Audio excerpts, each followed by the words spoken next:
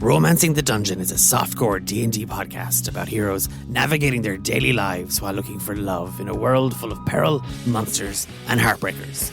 This show is intended for mature audiences, as it contains adult themes, the best kind, but not the softcore thirst. Oh, what's the point? Content warnings for specific episodes can be found in the episode description.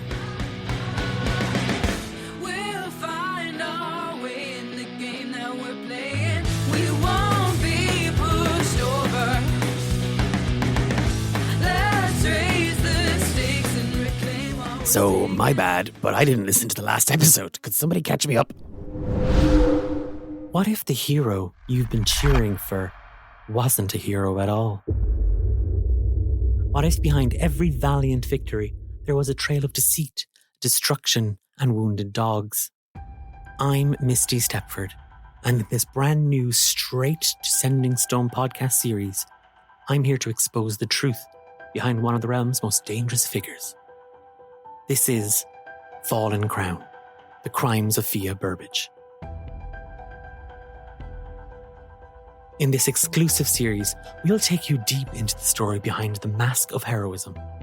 Eyewitnesses from Tezrep speak out for the first time, revealing shocking details about the young Shadar-Kai elf and the suspicious actions she took before she left the city of Tezrab in ruins. And that's just the beginning. On her journey to the capital city, Fia finds herself in the town of Wormnock, an unsuspecting local lord, a historic castle on a hill, and a stormy night that changed everything.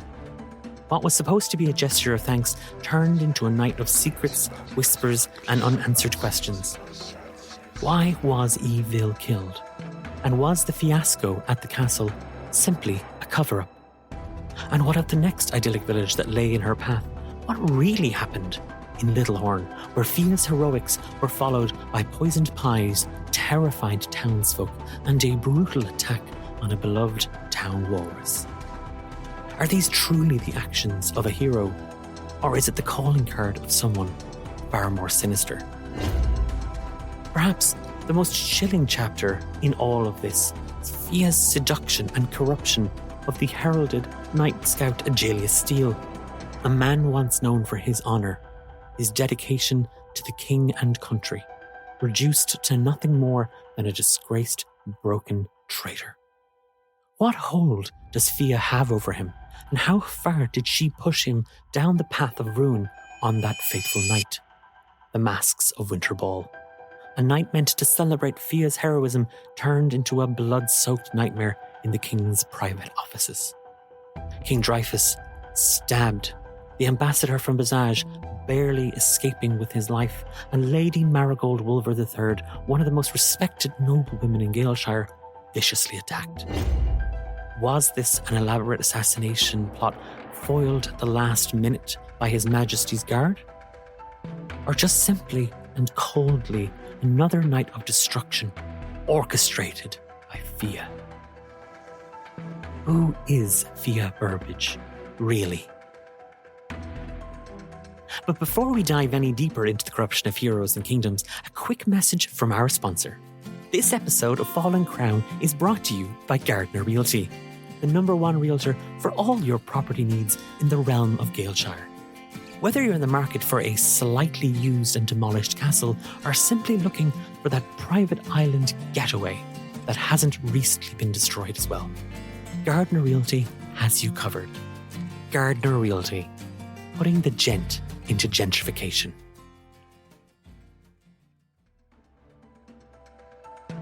Join me as we uncover the shocking truth behind Fia Burbage's so-called heroism.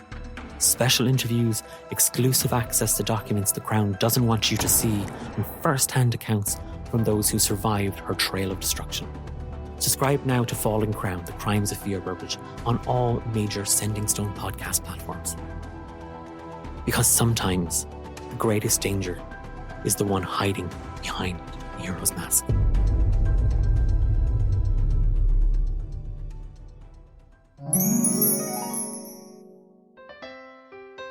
Are you lonely, miserable, or just plain horny? Well, you've taken the first steps to solving your problems. At least you're dating.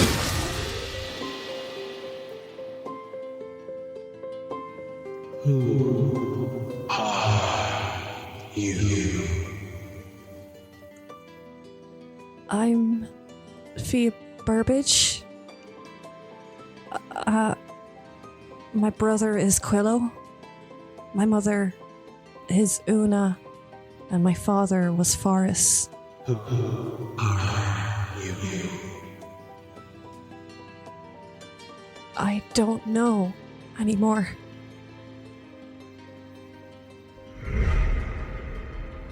A voice rattling in your head. Via you feel the soft, if not well-worn comfort of a mattress under you. And as your eyes kind of adjust and everything kind of is blurry and bleary, you hear the groaning of the bed or cot that you are lying in. The air is cold and dusty, and as you kind of come to your senses, you find yourself in a small room, no bigger than your own bedroom at home. And for a second, it is that sort of, no, I'm not. This isn't home. The room is sparse, and as your eyes kind of glance around it, you see just a smattering of half-broken furniture, and crouched low and just sort of peering out a crack in the curtains, you see Una just focusing out the window, staring out. She hasn't noticed you are awake or anything yet. What's going through your mind? And very much, do you ever get that sensation when you've woken up and you feel sore because you've lain on that one side of your body that whole time? That pain, that sort of, I mean, it doesn't course through you. It's numbed through you. It starts kind of in your fingertips, but it's sort of settled and cemented itself all down kind of the right-hand side of your body. And kind of half tossing or trying to kind of even move in the bed, you feel again the weight of your whole body trying to stir. I would say there's also a resistance there for her, because it's like if she stirs, then she has to deal with other things. As you are kind of coming to, you hear Una just kind of half muttering to herself. Like it's not loud enough for you to make anything out, but you can definitely hear. And she stops. The curtains are kind of drawn tighter. The room gets that little bit darker. Based on, and I again, maybe if you wouldn't even notice it, but it's not nighttime, but it's also quite a dark day outside. Like there, and you can kind of, as all of your senses start to kind of come back or almost sort of even switch on, and that moving past the pain, you can hear commotion outside. And as Una kind of pulls back from the curtain, she sees that your eyes are open. Out of game, just so you're aware, mechanically, Fia has 4 levels of exhaustion. Fuck. At that level, you have disadvantage on ability checks. Okay. Your movement speed is halved. You've disadvantage on attack rolls and saving throws, and your hit point maximum has been halved. Fun. Okay. Love it. That's not permanent, but Yeah. you'll need rests to chip away at that exhaustion. Okay. It's not a one long rest cures it all sort of a thing. This is a process. Una, she kind of steps closer to the bed a little bit, kind of crouches down and takes your hand in hers. Fia, are you okay? You can see she's not very with her senses. Her eyes are not even really focusing very much on Una at all. And she's kind of looking at her hand in her mother's hand and realizing for the first time how long, I guess, she was in the prison, because she can see my hands they look gaunter. And then... Now, to be fair, it has only been about 2 weeks. So I don't know if that's a trickery of the mind or something, but to her, her hands look gaunt. Okay. She feels like she looks weaker. Okay. Maybe even like kind of the color in her skin kind of that brightness is kind of gone. Yes. Okay. Yeah. Kind of seeing you kind of bleary-eyed and not responding, still holding your hand in one, she kind of turns to a small little stool where she has a jug and a cup, and she pours some water, and she kind of offers it up to you, and then letting go of your hand, she lifts your head and she kind of tips some of the water back. It's been a day since the prison. Can you sit up? I try to, yeah. And again, she helps. Again, she's not looking for you to kind of get out of the bed, but she kind of lifts you to try and kind of sit you back up into the bed. How are you feeling? I don't know.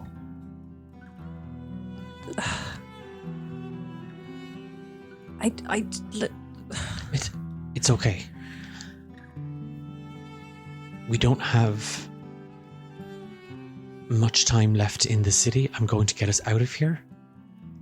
I just need you to rest and gather as much of your strength as possible. Somebody is coming to help. They're going to take us away from here. But Mom, I didn't do it. What kind of life is this going to be for me now? We can deal with that once we're safe. We can figure those things out once we're out of here. Sitting there and feeling sorry for yourself now and worrying about what could be isn't going to help the situation, Fia. It's not what could be anymore, though, is it? It's what is. You can worry about all the things that could come to pass. We'll deal with these problems as they arise. For now, you are safe, you are alive, and we take it one day at a time. I kind of slump back into myself a little bit again. A little bit of the tension is gone hearing that. Not all of it, but a little bit. And you can see Fia's shoulders drop slightly. I'm going to check and see. I won't be long. If anybody knocks or you hear anything outside, don't react. Stay quiet. Stay low. Give me a wisdom saving throw. This is disadvantage now. It is, yeah. Yeah. 9. There's a flash. It's that weird sense of deja vu. It's what she said. Stay quiet. Stay low. She said that to you before. Did she? And then it's the thing of, your mind, you're tired, you're exhausted. And it is just that sort of rush of in the moment and in the memory, and the two things don't quite... They don't quite line. Yeah. But there is that sort of pang. She gives your hands kind of a squeeze, and she pulls the kind of the raggedy kind of blanket up around you a little bit. I won't be long. And she just kisses you on the forehead and moves out a doorway, leaving you in the room.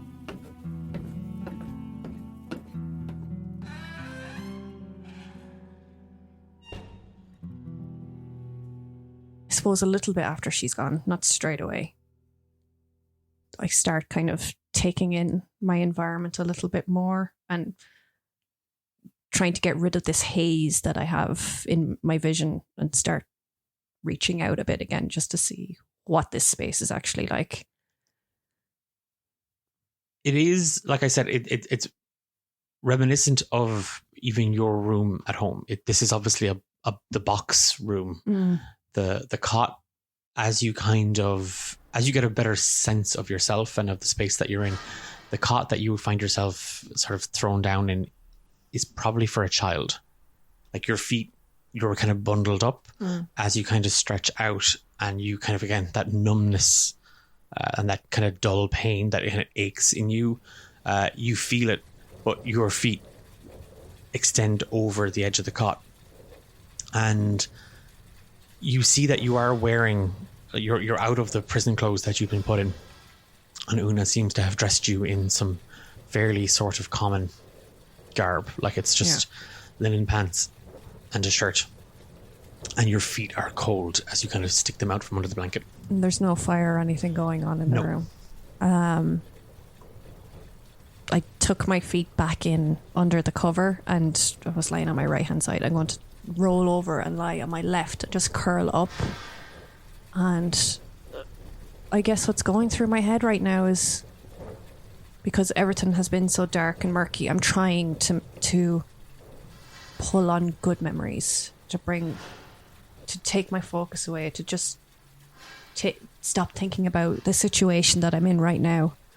And I'm thinking back a lot to travelling on the road with Hephaestus and Nate, and where we met with Thane in Herb, and our travels all up to Tezrab, and meeting Kyle, and then meeting AJ, and just trying to pull on those bright sparks. As you're lying there and you're pulling on these memories, and you are trying to recall kind of those small little bits of the details, the conversations around the campfire, the torment of Cynthia, the hanging out with the little Earth Ganassi nomad kids, talking with Hephaestus late into the night under the stars, listening to Nate play the lute interpretively, watching AJ train first thing in the morning, kind of at the crack of dawn, while everybody else was asleep. All those kind of memories kind of come flooding back. And where you were seeking comfort, where you were seeking something to kind of warm yourself to, you just feel kind of welling up around your eyes and then trickling down your face, just tears that are warm, and as they kind of catch around your lips, salty. And you feel both comfort and sadness at the weight of those memories. I guess it just kind of then just curl up on my other side and just let my tears and memories try and take me back to sleep, to block out everything else that's going on right now. Rolling to your side and kind of turning away from the window and the door, kind of just staring at the wall, and it's just a blank wall. You feel kind of the heaviness in your body, and that exhaustion kind of coursing through you a little bit more. It's not necessarily that like you drift off to sleep. It is just that thing of your body almost kind of just shuts down. Yeah. You find yourself not falling, almost suspended in darkness. And you can feel somewhere around you the presence of those memories. You can recall Thane telling great stories of his battles with terrifying monsters, Hephaestus dishing the dirt on Nate, and the two of you cackling under a blanket in a tent. While all those memories are present, it is the image, the sound, the smell, even the feel of AJ that seems to trump all others. And you can hear the sound of the bowstring snapping as he fires an arrow, the small little curl in his smile that he gets when his shots land. Whether he knows it or he doesn't know it, but it's a thing that you've noticed. And that curl in his smile kind of also you see around his eyes as well, as they kind of light up a little bit. All of these memories sort of pale in comparison to him. And there in the darkness that you find yourself in, you can just about see the gardens of Galeshire City Palace and the hedge maze, the feel of the night sky on you, his hands in yours, and then along your back, the faint aroma of his own body and his skin mixed with a very, very slightly warm, almost like toasted cinnamon sort of perfume or cologne that he was wearing. The feel of his skin against your hands and the warmth in it, and even the sensation of the goosebumps that sort of run up along your arms, up along your neck, and they seem to sort of almost redden and flourish as you feel the heat in your cheeks, and you can feel your heart pounding all around you. It's as loud in your head as it is loud in your ears. So all we have is tonight. And then his kiss. Then let's make it count. And then the darkness shifts, and there are two eyes staring at you from above. These two huge purple eyes looking down on you. Who are you? My eyes snap open. Fia, are you okay? You're safe. You're safe, and you immediately you feel Una's presence and her hands on you. I look at her, just like, sorry. No, Fia, you're okay, sweetheart. It's me. It's Mom. You're okay. You're safe. I sit up in the bed, and you see people like they have their legs up, their elbows on their knees, and then their hands just in their head, just her head down, and she's kind of just trying to curl into herself again. Really, just she's trying to pull your hands away. Her hands have kind of taken your hands, and just look at me. Look at me. Breathe.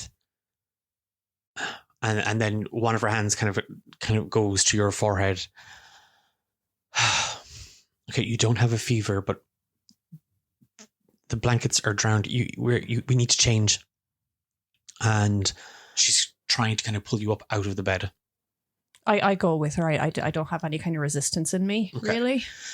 Yeah, I think she whips the kind of the top that you were wearing off of you, and again, you only then do you feel kind of that coldness. When you've ran a sweat, and particularly when your body is low, your immune system is low, and you're roasting in the bed, and you can feel the sweat pumping off of you. But then the second you're exposed to anything outside, you're freezing and shivering. Yeah, yes. Yeah, and your whole body starts to kind of convulse, and that shivering kind of ripples through you. It was just a dream, sweetheart. It was just a dream. And she's trying to kind of comfort and coax you as she kind of pulls a fresh linen shirt over your head. And as she goes to pull you into a hug, there's just a short, pronounced knock coming from somewhere outside. And Una just gives you a light squeeze and kind of takes a half a step back from you. Wait here. I'm expecting them. These are the people that are going to help us. Okay. She turns, walks through the door again, closes it behind her, and you can hear her footsteps there, soft, but it's the floorboards that kind of creak under her that give her away. And then you hear several bolts sort of sliding. Give me a perception check. Our perception is good, so hopefully even with the disadvantage I do alright on this. 26. Okay. You clearly hear Una's footsteps. You hear the bolts, the metal kind of sliding and clanging. The door slowly open. And then you hear plain as day. Julia. What are you doing here? Julia? Okay. And there's just a softer voice. You don't recognize it. Male or female, or can I tell? Female. Female. Yes. Una, I've come to help. And there is a moment or two where it is just silence, but the tension is almost unbearable. And you hear Una say, "Oh, thank you, Julia. Please." And you hear the door close and the bolts slide. I realize you were, of course, expecting the others, but when I had heard what you had... And she's cut off. Actually, Julia, I would really... Your expertise... Could you... And you hear Una's footsteps drawing closer to the door. The handle kind of rattle for a second as she opens it. I take a couple of steps back as I hear them approaching. It's Fia, my daughter. She's not well. Of course, Una. Anything for you. And as the door opens, you see Una stepping in and then kind of pulling the door open further, swaying through the dark. You can hear the shifting of velvet, that material sort of swishing and dragging along the ground. Coming through the doorway, kind of half crouching, you see an elvish woman with this deep brown skin, a warm sort of olive tone to them, wearing this long black green knotted velvet dress. Sort of glance under the door. She stands at 6'10". Wow. And quite a narrow frame. Actually, probably on the sort of the almost gaunt. It's not even thin. Like you thought, God, you looked kind of like withered or tired. This woman is skeletal. Is exaggerative, but she is dangerously thin. Like she's dangerously thin. She looks as if she'd snap. If she was to carry anything heavy. But even then, you see that the way she holds stuff, she doesn't look sickly. She doesn't look unwell. She doesn't look tired. And she doesn't look as if that dress is hanging off of her. It fits her. And she is quite petite and quite narrow and quite slender. Her hair is just this slicked back, long, deep earthen brown, straight the whole way down. She has no jewelry. She has no accessories. She has nothing on her bar this dress, her boots. And as she kind of, like I said, almost sachets into the room, she smiles at you. And her smile is very, very bright and warm. But her eyes don't necessarily they're not matching each other. Yes, the expression isn't the same. Okay. It's not that her eyes she's not scowling at you, she's not glaring at you. But the smile's not reaching her eyes. Yes, she seems very sort of. It's that kind of, when you meet a doctor or a nurse and they're trying to present themselves as, I'm friendly and warm, but this job means I have to be detached. Yeah. It's that. And as she kind of presses into the room, she just holds a hand out to you. I take her hand and give it a polite shake. Julia Locotus. Locotus. I'm a friend of your mother's. An old friend. It's nice to meet you. I'm sorry you've just seen me like this. Please, I've seen your mother in worse states. And you see Una kind of flush a little bit. Fia, Julia is somebody I met while traveling. She's offered to help us, and you see Una's eyes kind of flit to Julia and then kind of again back at you, to help us get out of the city. But she's going to just take a look. She's one of the greatest healers I know. Yeah. Okay. Just to make sure you're fit for the journey ahead. Yeah. Okay. Yeah. That's fair. Sure. Thank you. And again, it's that smile hasn't left, and her head turned to face Una, and then as you kind of speak to her, she turns back to you, and it's just kind of a nod. Una, be a dear. You can take a scan of the provisions that I have acquired for the both of you. There's a carriage just down the laneway. You'll need, and she kind of stuffs something into her hands, and you see it's just like a small pouch, like a kind of a cloth pouch. Best not to get too close to the cadavers. And Una just kind of nods. Fia, I'm just going to be outside. I won't be long. Okay.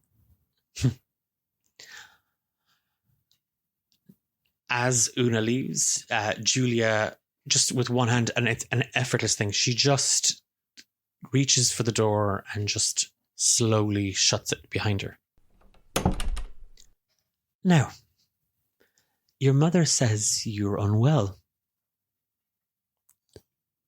Yeah. And what seems to be the cause of this ailment? I don't know.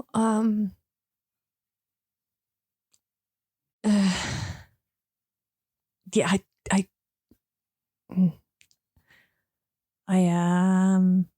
don't know if you've seen the news around the city, but I didn't do it, and I've kind of and she doesn't even finish the sentence. She doesn't know how to answer this lady at all. And I think it's part, how much should she reveal, and also part feeling quite intimidated by her presence as well, and certainly not knowing her at all. Oh, you mean the king's assassination?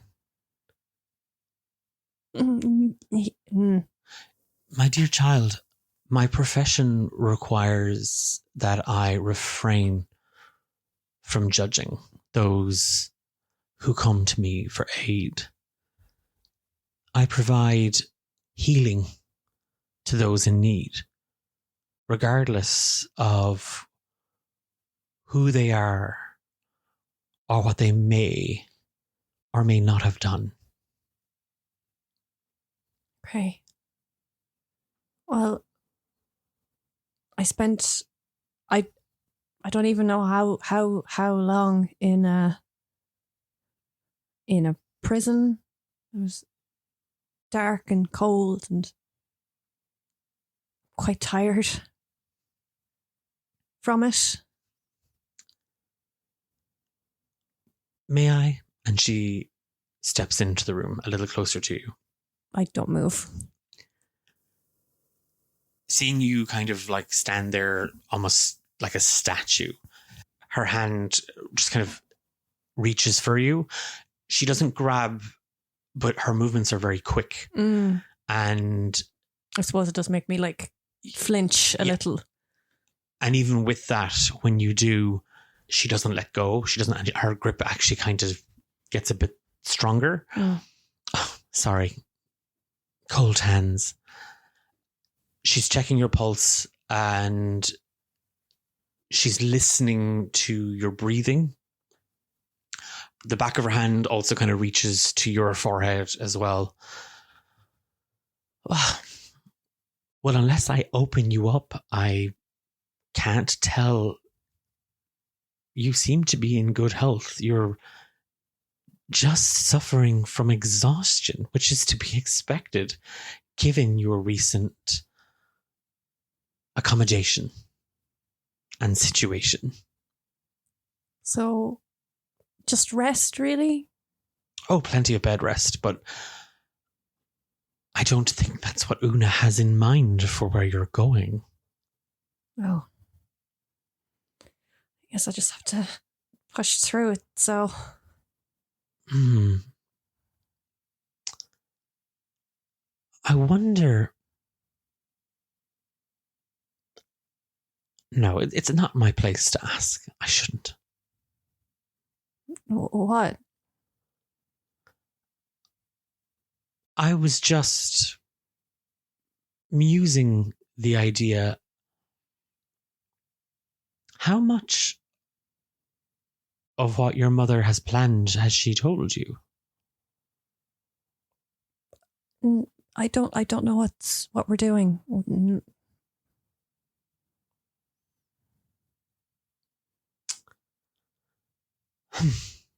Typical Una. We know there's a plan, but the details she tends to keep a little close to her chest. I wouldn't know. I barely know her. Oh. Yes. She had mentioned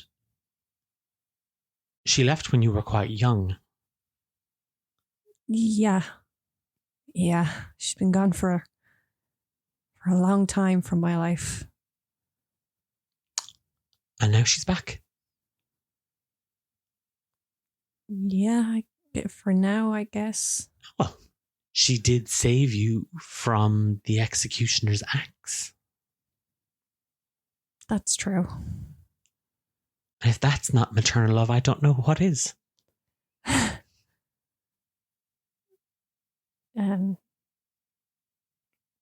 Do you trust her? That question seems laced to Fia's ear. Can I do an insight check? Yeah. No, 8. You, all the while Julia is talking to you, she is kind of moving around you at this point, and like her hands are still on you. It's like she is checking for any breaks. She's checking for bruising, anything like that. Oh, do I detect some hesitation? It could be difficult, I'd imagine. Had my mother suddenly reappeared in my life after... How many years was it? It's well over 100 years now at this stage. Oh. A lifetime to some. If not 2. I think you're a very smart young woman, Fia. Thank you. I guess, I mean, you only just met me. I have a I get a good sense of my patients. It's called healer's intuition. Okay. What are you trying to say to me right now? I'm not...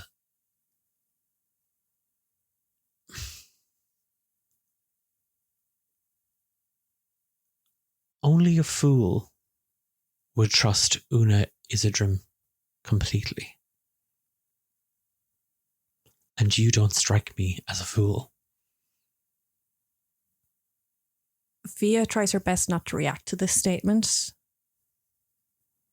Because again, she's still wary of this person, but she doesn't know Una. She's always stood by that she doesn't know her. She still absorbs what she's being told from this stranger a little bit, but still with the grain of distrust from her.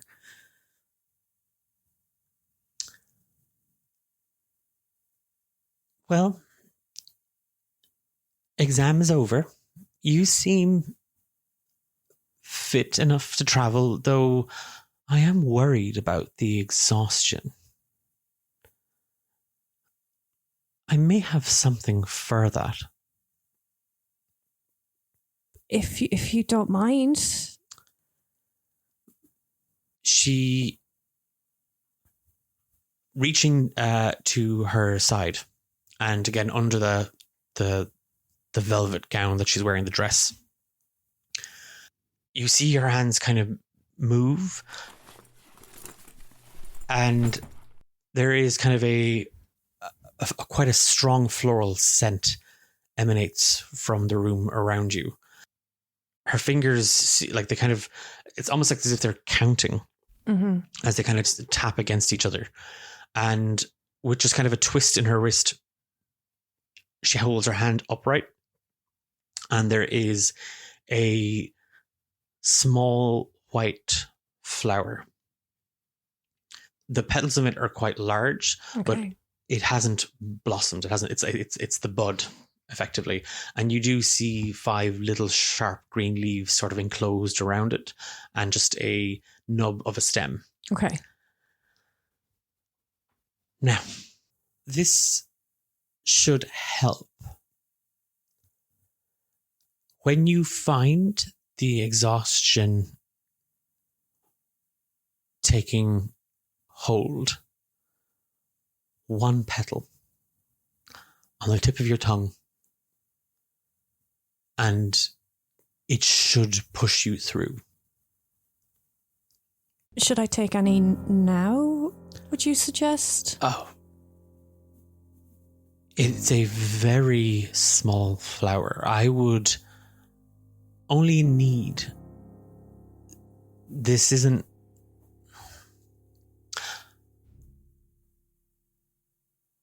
I won't lie to you. This is as much a poison as it is a cure. There can be side effects. Okay. I'd keep this between us as well. That's fair. Yeah.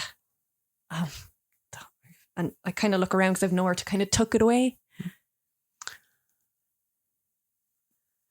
Best we check on your mother. Oh, and before I forget as well, and she produces another one of those cloth bags. It reeks of earth and clove, and it's quite a hot smell as well. Like, it's kind of, it's like it's like smelling kind of a like aniseed in a way. Yes, is that what you're thinking? yeah. It and it's quite pungent. Okay. Like, like as you kind of inhale it, you kind of feel the heat coming off of it as well. Well, I've already given one to Una, and it is the safest, well, one of the safest ways out of the city, and I was in quite a hurry. You'll need this to ensure you don't catch it either. and she reaches for the door. So she's giving me this backpack. No, it's a small little pouch. So you have the flower in one hand and the pouch in the other.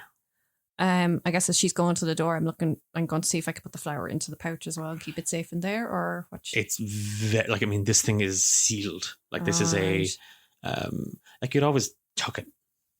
Yeah, I think that's what I'll do. I'll tuck the flower into like the hem of my trousers. I'll just kind of flip it over onto itself so that the flower is tucked up into the linen. Okay.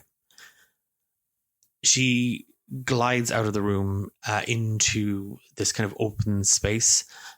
Again, it looks to be sort of the main living area here in this little house. There's a table kind of lying kind of half collapsed. One of the legs is broken from it. You see that there's a small fireplace that's dead and cold. There's a black, fat, pot-bellied little pot sitting there with a kind of a fine film of dust on it. The windows here are all they've all been kind of coated and smudged and smeared out. And you do see that there is a door. And are you going to follow Julia out? Yes, but still stay like into the next room, I think. Yeah, into that main living space. Yeah. I'm still wary about going any further than that. As you kind of come out of the room, Una kind of wisps back in through that kind of main door. And you do see that she has kind of changed as well. She was just wearing kind of a long cloak and hood over her gear. Now she's kind of slipped into more kind of simple clothing, kind of close enough to your own. It's sort of a linen shirt and pants and kind of like boots that are kind of just up past her ankle. She's looking a little dirty as well. Like she looks to have kind of messed with her face, like using kind of like soot or whatever. And she sees you. She looks to Julia. Well, then a clean bill of health. Julia just sort of smiles. Fia just needs rest, Una, but I don't see why you couldn't leave now. After all, it's quite urgent. And you see Una kind of shift a little bit. Well, thank you, Julia, for your help. Fia, there's a small carriage just outside and down the laneway. You have and she sees that you're holding the little kind of pouch. It's not what I had in mind, but it'll have to do. Just don't look at the bodies. And Una kind of pulls the door open for you and she kind of gestures for you to go out. As I walk towards the door, I give Julia a little nod and a very meek thank you.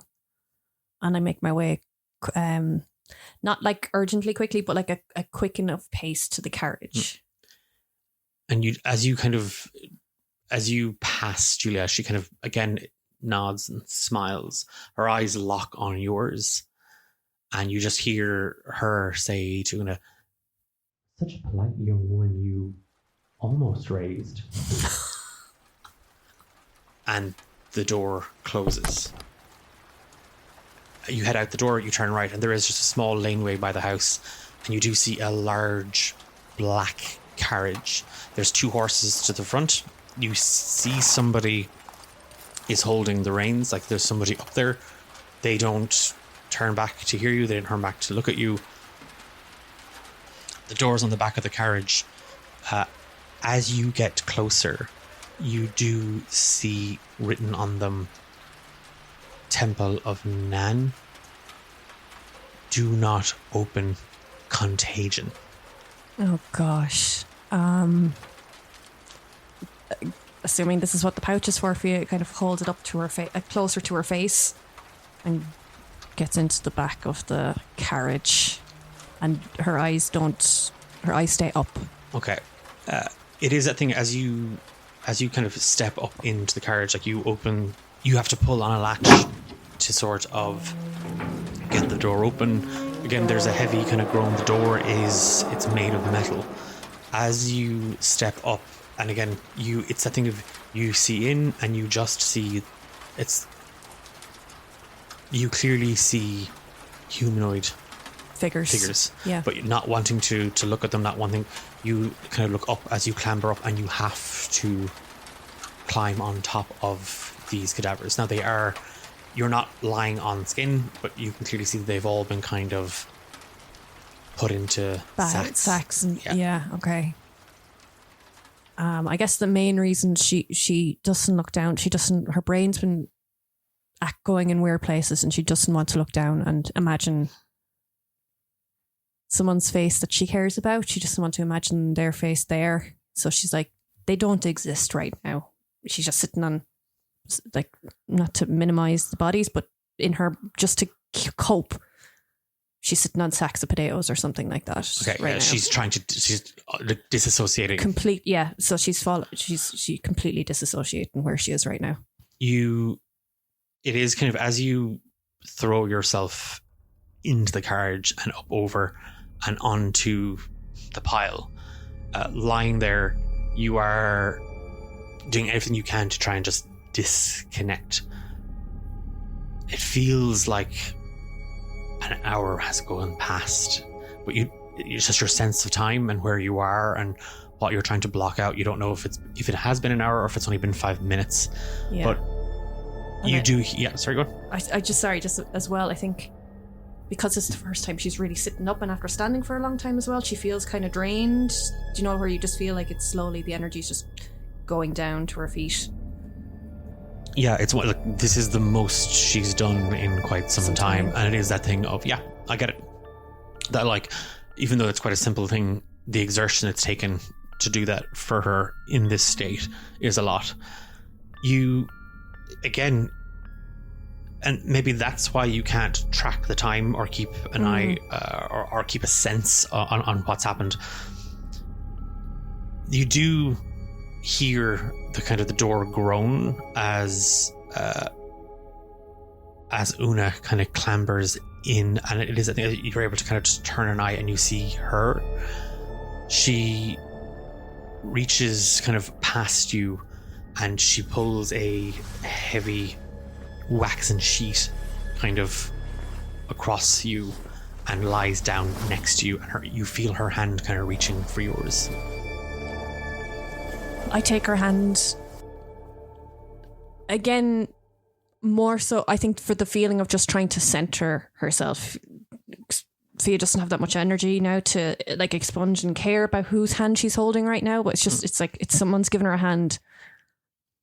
She's just going to use that feeling, that touch of someone else, to try and center herself right now. The door closes, and as it does, you just hear Julia's voice. Good luck. See you soon. And there's just the clang of the metal, and you hear the latch close, and you can, as Una's hand kind of, as your fingers and her fingers kind of wrap around each other, the carriage pulls off, and you can hear the sounds of the horses' hooves on the cobbles, the rolling of the wheel, and the carriage actually sways and jostles, and you do feel what you're lying on kind of move just ever so slightly. And you just hear Una whisper, "I'm so sorry, Fia." And we'll leave the episode there.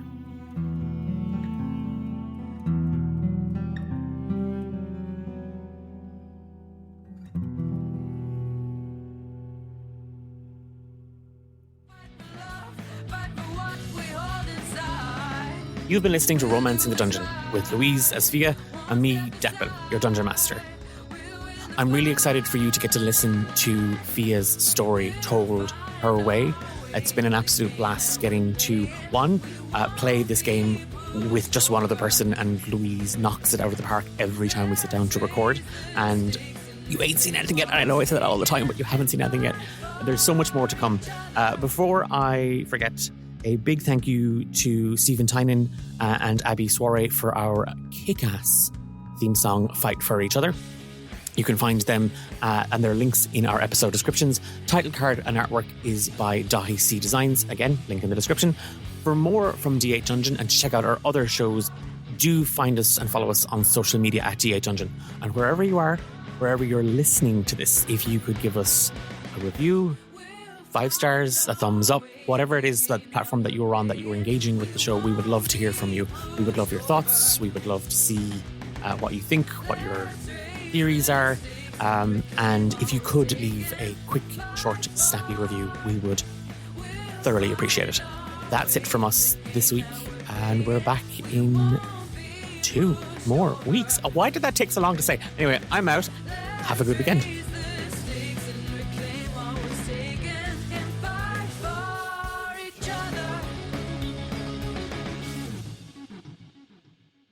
Nate storming in, kind of half addressing the rumors, half reveling in them. Half reveling, and then like saying embellish a bit more. That would be great.